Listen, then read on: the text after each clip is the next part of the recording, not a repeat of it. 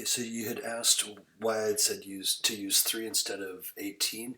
I'm not sure. The only 18 I'm seeing is this, which plugging in an 18 in doesn't do anything good for you. So you want to use whatever is the zeros of the denominator here. So x equals 0 and x equals 3. So I think when you did this, you got to this line just fine, clearing the fractions.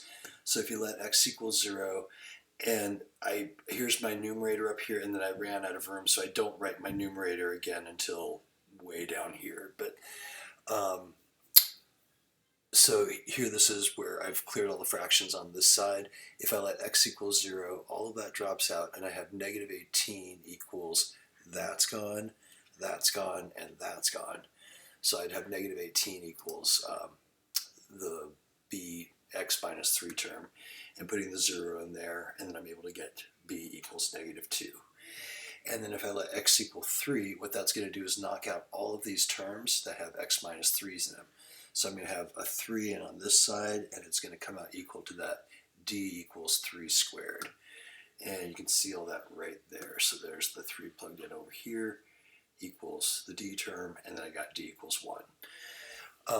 And then again, I'm not writing this down because I didn't have room, and I write really badly without lines. So here I am putting in b equals negative 2 right there, and I'm putting in d equals 1 right there. And the reason I'm doing that is, one, I know those, and so that eliminates 2 of my 4 variables. So that means when I go to solve this, I'm only going to have 2 variables to solve for instead of 4, which is much easier. So that's why anytime you have, even if you just have 1 0, you want to make sure that you use it, because it's going to eliminate one of those variables, which will make the problem like so much easier. So I plug those in, and then I got to do a bunch of algebra. So I expanded out that x minus 3, so that's this, and there's another one right there, so that's right here. And then I distributed the cx squared through the parentheses, that's right there, and then here's our x squared on the end. And then on this next line, I distributed the a squared through here and the negative 2 through here, and I think that was it. And then that just like, writing. And so that's all this mess.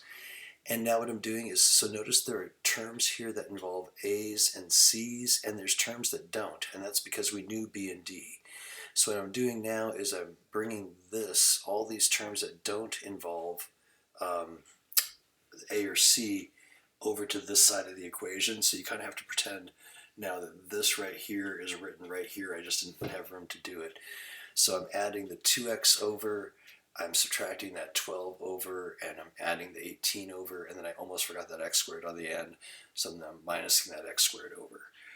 So now, when I do that, I would have 3x squared, that's here, 16 plus 2 minus 1, or minus 16 plus 2 minus 1, so that gives me minus 15x, 30x minus 12x, so that's at 18x, and minus 18 plus 18 canceled.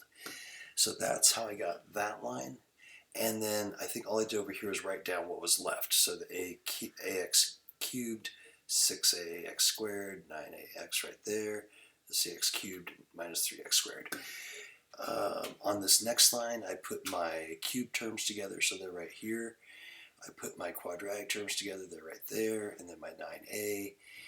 And then I grouped up, I factored out that x cubed so I could kind of see the coefficients. So a plus c on the cube term, the minus 6a and the minus 3c on that one, and then 9a.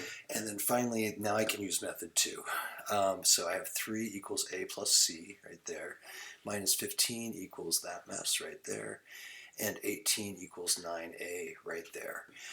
Got like the 18 equals 9a, dividing over, I now know a is 2, and so then I just plug that into the easy equation up here, and 3 equals 2 plus c, and so c equals 1.